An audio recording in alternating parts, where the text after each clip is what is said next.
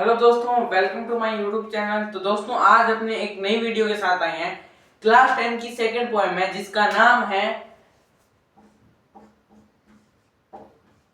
Fire and ice.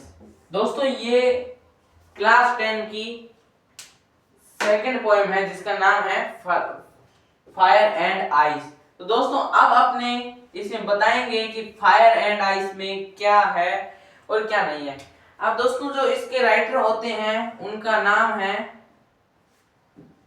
Robert Robert Robert Frost. दोस्तों इस poem के राइटर हैं। इस पोएम के राइटर के नाम है रॉबर्ट फ्रॉस्ट। अब दोस्तों मैं इसमें बता देता हूं कि जो फायर है वो आग के संबंधित कुछ भी नहीं है। फायर का मतलब इस पोएम में आग नहीं है और आइस का मतलब इस पोएम में बर्फ नहीं है। तो दोस्तों फिर इसका मतलब क्या है? इसका फायर का मतलब है इस पोएम में जो है एंगर। फायर का मतलब है एंगर इस पोएम में। और जो आइस है दोस्तों, आइस इसका मतलब है इसमें जीलियस। जीलियस समझते हो ना, जो आपसे ईर्ष्या करता हो या आपसे उसकी जलन हो उसको कहते हैं जीलियस। तो आइस का मतलब इसमें जीलियस से है और फायर का मतलब इसमें एंगर से है। दोस्तों ये बात यहां तक आपको क्लियर हुआ। अब फायर का मतलब इसमें एंगर है और आइस का मतलब इसमें जीलियस है। तो इसमें दोस्तों पॉइंट जो है वो कहता है कि वर्ल्ड विल एंड, जो संसार है वो खत्म हो जाएगा इन दो कंडीशन में। फायर से, या तो फायर से खत्म हो जाएगा या आइस से, ये दो वे हैं, इनसे पॉसिबल है खत्म होना। तो वो दो वे राइट लिखता है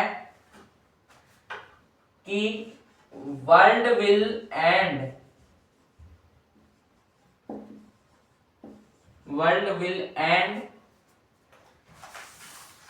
in two possible ways.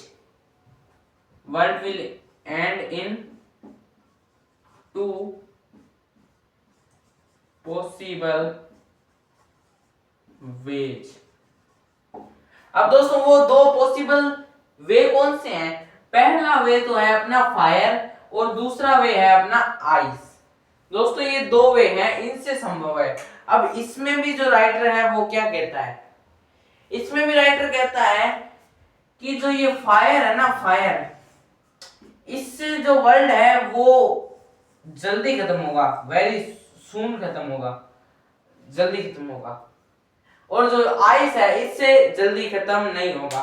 अब दोस्तों जो फायर है, फायर से जल्दी खत्म कैसे होगा? अब इसको समझो। दोस्तों फायर का मतलब होता है एंगर और आइस का मतलब होता है जीलियस। यहां तक दोस्तों आपको बात होगी क्लियर। अब इसमें जो अपने किसी से ईर्ष्या करते हैं तो अपने मन ही मन में करते रहते हैं। जीलियस अपने मन ही मन में फील करते रहते हैं। और जब अपने गुस्सा होते हैं, एंगर होते हैं, तो वो दूसरों को भी दिखाई देता है। तो इसीलिए कहा है राइटर ने कि जो फायर है वो जल्दी खत्म कर देगी वर्ल्ड को समाप्त होने में। कवि ने ऐसा कहा है कि जो वो वर्ल्ड है वो कभी ना कभी तो समाप्त होगा और यह जल्दी ही समाप्त हो जाएगा। अब दोस्तों इसमें आगे बात बताया है,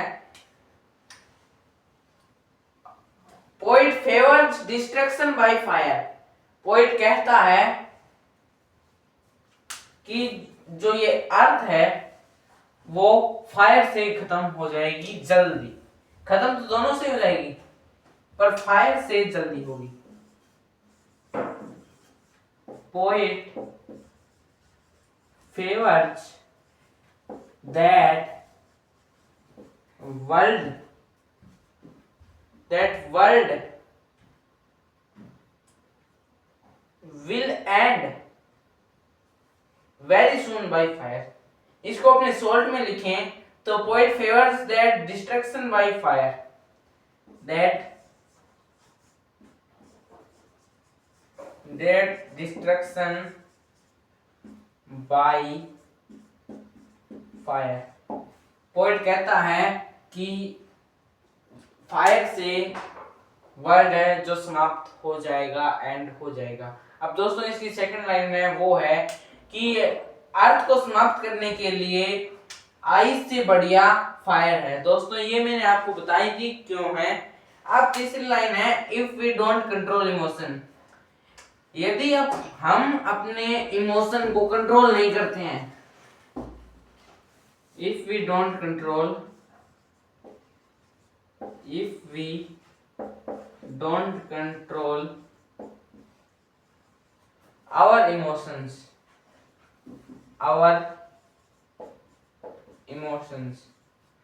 then our emotion we will be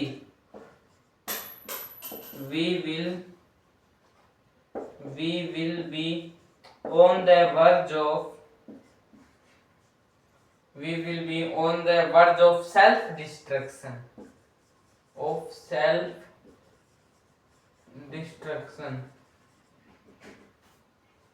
तो वर्ज इसका मतलब होता है किनारा,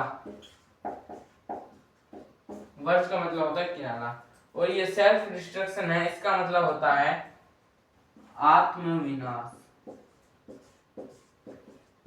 कवि कहता है दोस्तों कि यदि हम अपने इमोशन को कंट्रोल में नहीं करते हैं तो इसके जो उत्तराधिकारी है, यानी इसके जो जिम्मेदार होंगे वो हम होंगे, हम स्वयं होंगे, और हम अपना ही क्या कर रहे होंगे, आत्मविनाश कर रहे होंगे दोस्तों।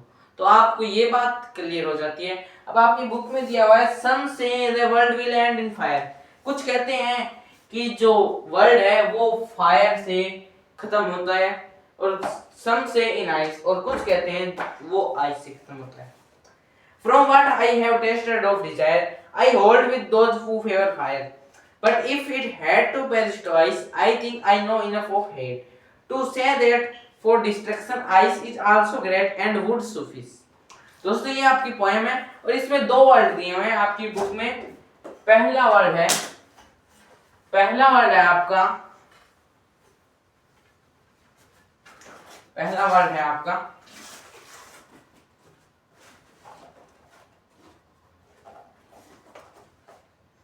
पेरिस। पेरिस दोस्तों आपका पहला वर्ड है। इसमें पेरिस का मतलब होता है डाई।